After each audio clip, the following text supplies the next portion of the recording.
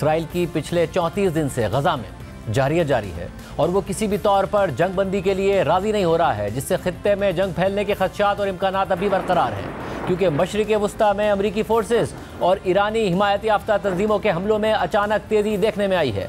सिर्फ कल एक दिन के अंदर ऐसे 3 वाक़यात हुए हैं। कल जहां एक तरफ अमरीकी फोर्सेस ने शाम में ईरानी अहदाफ को निशाना बनाया, तो दूसरी तरफ इराक में अमरीकी फोर्सेस के अड्डे पर ड्रोन हमले हुए और यमन में हौसियों ने अपने साहिल के करीब अमरीकी ड्रोन मार गिराया। और फिर यह खबर भी सामने आई है कि लबनान की हिजबुल्लाह के पास रूसी साख्ता ऐसे मिसाइल हैं जो मशरिक़ वस्ता के समंदर में तैनात अमरीकी जंगी जहाज़ों को निशाना बनाने की सलाहियत रखते हैं और रेडार में भी नहीं आते हैं। इस खबर की तफसील भी आपके सामने रखेंगे, लेकिन पहले आपको बताएं कि कल इराक, शाम और यमन में होने वाले वाक़यात को जोड़कर जंग फैलने के खदशात से मुताल्लिक बरतानवी खबर रसा इदारे गार्डियन ने एक खबर शाया की है, जिसमें लिखा है कि अमरीकी वज़ीर दिफा लॉयड ऑस्टिन ने अपने बयान में कहा है कि अमरीकी फोर्सेस पर हालिया हमलों के जवाब में कल 2 अमरीकी F-15 तैयारों ने शाम में ये कार्रवाई अंजाम दी है। अगर ईरान की प्रॉक्सीज के अमरीकी फोर्सेस पर हमले जारी रहे तो अमरीका मजीद ज़रूरी इकदाम उठाने से नहीं हिचकिचाएगा। खबर के मुताबिक शाम के एक इदारे ने दावा किया है कि अमरीकी हमले में 9 अफराद मारे गए हैं, जिनका ताल्लुक ईरान की हिमायत याफ्ता तंजीमों से था।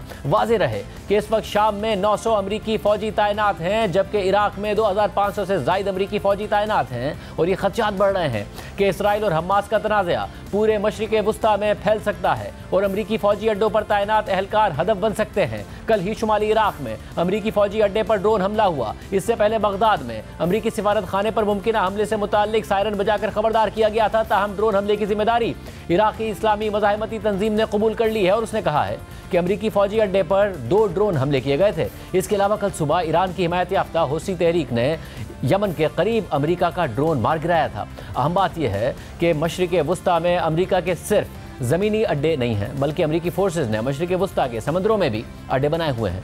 अमरीकी वॉरशिप्स समंदर में पेट्रोलिंग करते रहते हैं, जबकि हाल ही में अमरीका ने 2 बहरी बेड़े और एक ताकतवर तरीन जौहरी आबदोज़ भी तैनात कर दी है। लेकिन बैनुल-अक़वामी खबर रसा इदारे रॉयटर्स ने दावा किया है कि हिजबुल्लाह के पास रूसी साख्ता एंटी वॉरशिप मिसाइल हैं जो अमरीकी नेवी को नुकसान पहुंचाने की सलाहियत रखते हैं। रॉयटर्स के मुताबिक ज़राए ने बताया है कि हिजबुल्लाह के पास ताकतवर रूसी एंटी वॉरशिप्स मिसाइल मौजूद हैं जो अमरीकी जंगी जहाज़ों से निमटने से मुताल्लिक हिजबुल्लाह के सरबराह की धमकी को पूरा करने की सलाहियत रखते हैं। हसन नसरुल्लाह ने गुज़िश्ता हफ्ते वाशिंगटन को इशारा दिया था कि हिजबुल्लाह के पास खित्ते में तैनात अमरीकी समुद्री जहाज़ों के खिलाफ कुछ खास मौजूद है। हिजबुल्लाह के करीबी 2 ज़राए ने बताया है कि हसन नसरुल्लाह हिजबुल्लाह की एंटी वॉरशिप मिसाइल सलाहियतों का हवाला दे रहे थे जो बहुत ज़्यादा बेहतर हुई हैं और इसमें रूसी साख्ता यखूंत मिसाइल भी शामिल है, जिसकी रेंज 300 किलोमीटर यानी 186 मील है। अगर ये मिसाइल ज़मीन से फायर किया जाता है तो यह कम ऊंचाई से अपने हदफ तक पहुंचता है, यानी ज़मीन से 10 से 15 मीटर ऊंचाई से सफ़र करता हुआ टारगेट तक पहुंच जाता है,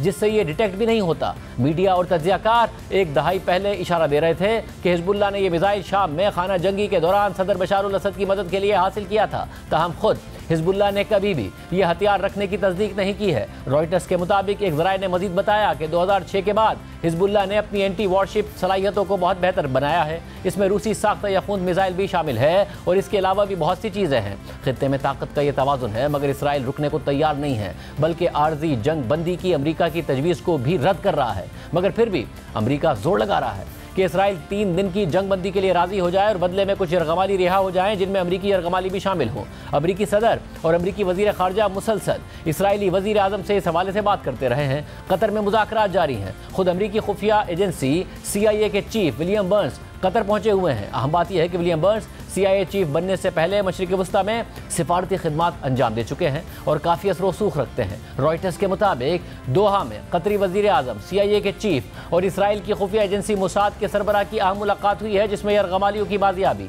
और जंग में वक्फे से मुताल्लिक बातचीत की गई है। इस खबर की बुनियाद पर तवक्को की जा रही है कि तीनों फरीक़ैन की इस मीटिंग के नतीजे में यरगमालियों की बाजियाबी का अमल तेज़ हो सकता है। अब ये प्रोसेस कैसे आगे बढ़ता है ये देखना होगा, क्योंकि इसराइली वज़ीर आज़म नेतन्याहू का अब भी ये मौक़िफ़ है कि आर्जी जंगबंदी भी उस सूरत में करेंगे कि जब तमाम यरगमालियों को रिहा किया जाएगा। जबकि अमरीकी अखबार न्यूयॉर्क टाइम्स ने दावा किया है कि गजा में इसराइल के ज़मीनी ऑपरेशन से कई दिन पहले 50 यरगमालियों की रिहाई के लिए इसराइल की हमास से तकरीबन डील हो गई थी, मगर फिर इसराइल ने ज़मीनी ऑपरेशन शुरू कर दिया और डील नाकाम हो गई। इसराइल का ज़मीनी ऑपरेशन अब भी जारी है और वो गजा के मरकज़ में पहुंचने और गजा की पट्टी को 2 हिस्सों में तकसीम करने का दावा कर रहा है। इसराइली फोर्सेस का दावा है कि इस वक्त अल-शिफा अस्पताल के करीब हमास के मिलिट्री क्वार्टर में झड़पें जारी हैं, जो हमास की इंटेलिजेंस और ऑपरेशनल कार्रवाइयों का मरकज़ है। खुद इसराइली मीडिया के मुताबिक ज़मीनी ऑपरेशन के दौरान अब तक 34 इसराइली फौजी भी मारे गए हैं। इसराइली फोर्सेस शुमाली गजा के लोगों से कह रही हैं कि वो जनूबी गजा की तरफ चले जाएं।